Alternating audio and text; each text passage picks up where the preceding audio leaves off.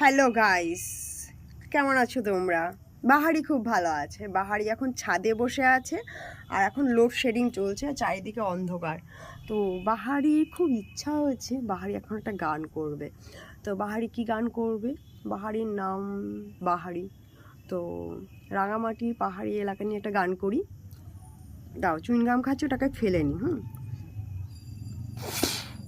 গুলির মতো উড়ে গেল।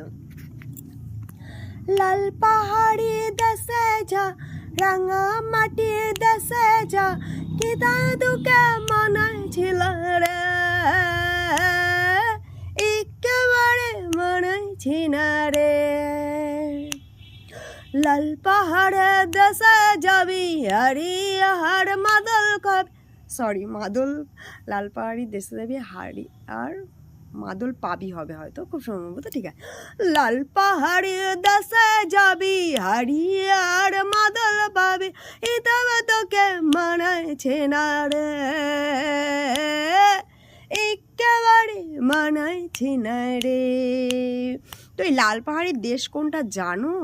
আমাদের ভারতের লাল পাহাড়ির দেশ কিন্তু হচ্ছে বোলপুর। বোলপুরে কিন্তু পুরোটাই লাল মাটি।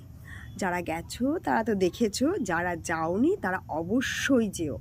রবীন্দ্রনাথের তৈরি করা বিখ্যাত একটা ইউনিভার্সিটি রবীন্দ্র বিশ্ববিদ্যালয়। রবীন্দ্র বিশ্ববিদ্যালয়টা রবীন্দ্রনাথ যে কারণে তৈরি করেছিল, ঠিক সেই কারণে যদি কিছু শিক্ষক উনি নিজে হাতে তৈরি করে রেখে যেতেন, আর ওনার এই যেমন ডিএলএড বিএড একটা ব্যাপার হয়েছে শিক্ষা ব্যবস্থা, ঠিক সেরকম একটা শিক্ষা ব্যবস্থা যদি রবীন্দ্রনাথ তার নিজের ইউনিভার্সিটির জন্য করতেন, তাহলে হয়তো রবীন্দ্র শিক্ষা নিকেতন প্রেম নিকেতন হতো না।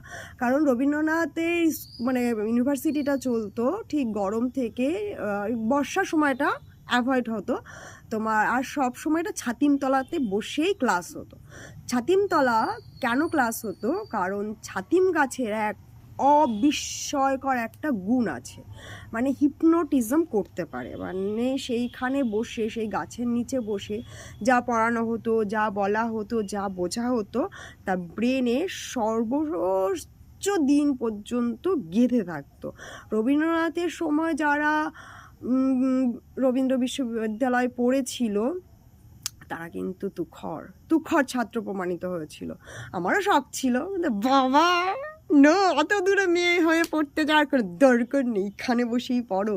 রবীন্দ্রনাথের তৈরি করা রবীন্দ্র শিক্ষানিকেতন না তো, রবীন্দ্র বিশ্ববিদ্যালয়, রবীন্দ্র শিক্ষানিকেতন অবশ্য আমার ক্লাস 8-এর স্কুল ছিল। আমি খুব ভালোবাসি আমার স্কুলকে। রবীন্দ্রনাথ, তুমি আমার